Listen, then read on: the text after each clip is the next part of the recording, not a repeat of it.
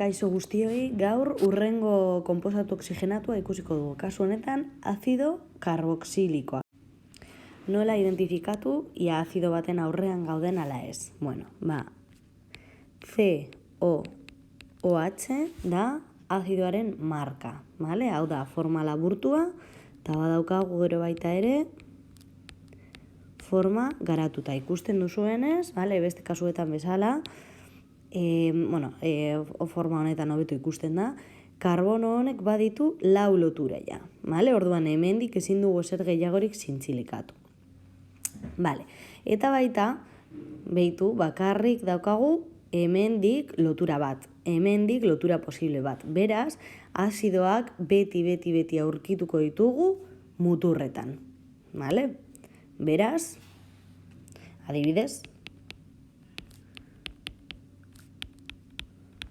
hau izango da bat. Eta aldehaidoekin gertatzen zen bezala, muturretan daudenez, ez dugu esan behar ze karbonotan dagoen azidoa. Beti hori lehenengoa izango delako.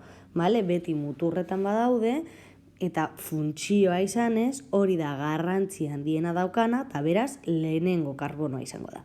Vale. Nola izendatu? Bueno, azidoetan beti lehenengo hitza, izenaren lehenengo hitza azido izango da.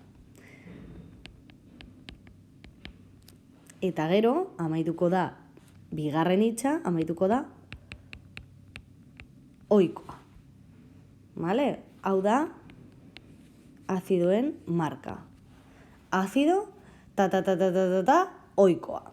Vale? Funtzio horren atxizkia, ohikoa izango da, baina hasieran, vale? Bi hitzetan banatuko dugu izena, eta lehenengo hitza izango da, azido.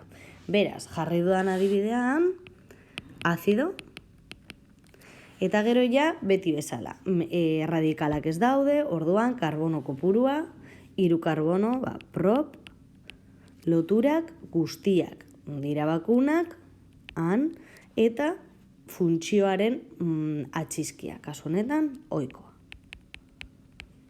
Orduan, zein da konposatu hau? Azido propanoikoa. Vale? Eta horrela, edozein adibiderekin ikusiko ditugu gehiago.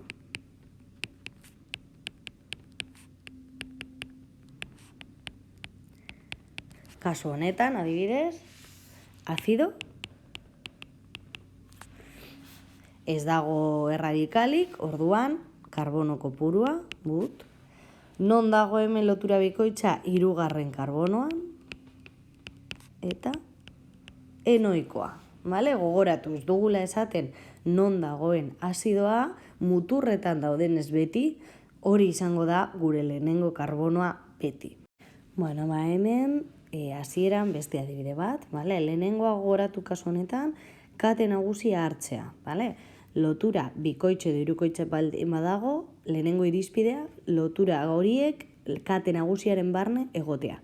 Eta bigarren irizpidea hori bi aukeretan betetzen bada, karbono gehiago dituen katea. Beraz, gure kasuan, kate nagusia hau izango da.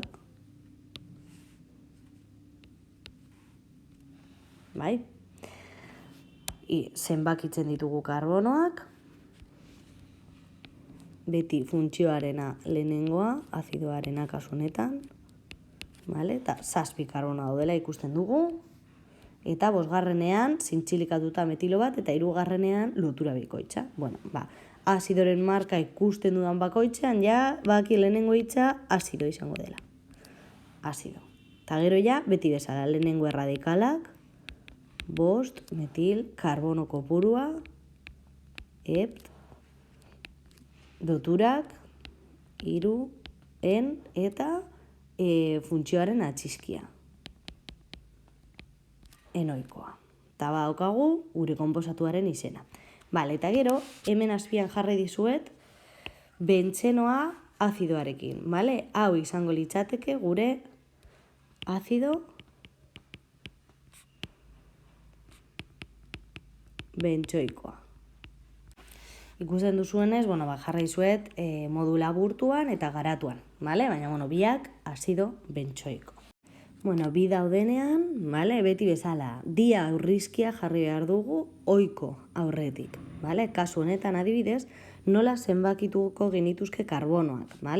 ezkerretik hasten baldin bagara, lehenengo karbonoan, egongo da azidoa noski eta bosgarrenean baita ere. Vale? Eta eskuinetik hasten bagara, berdin. Ze gertatzen da ezkerretik hasten bagara, lehenago aurkitzen dugula lotura bikoitza. Eskumatik hasten bagara, lehenengo aurkituko dugu metiloa. Gogoratu, zeinek dauka garrantzi edo lehentasuna lotura bikoitza. Vale? Orduan, nondik hasiko gara zenbakitzen? Ezkerretik. Lotura bikoitza lehenago aurkitzeko. Vale. Ta bueno, azido, beti bezala, eta gero jazten gara, vale? Lehenengo erradikalak, lau, metil, karbono kopurua, pent, bi, en, eta gero di jarri behar dugune. Gogoratu, bi konsonante jarraian ezinezkoa dela, beraz, hemen erdian, o, vale? Azido, lau, metil, pent, bi, enodioikoa. Hemen, zetonetan eta esan nizuen gauza bera kontuz, lotura guztiak bakunak direnean. Zergatik oso ohikoa delako anoa txizkia zuek ustea. Hau da, lotura guztia bakunak direnez, ez dut loturaren marka jarri behar. Bai, jarri behar da. Vale? Orduan, azido, hau izango litzateke, butano dioikoa.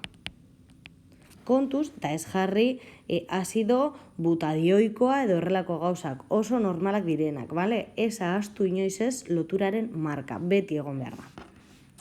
Bueno, eta honekin azidoen atala amaituta.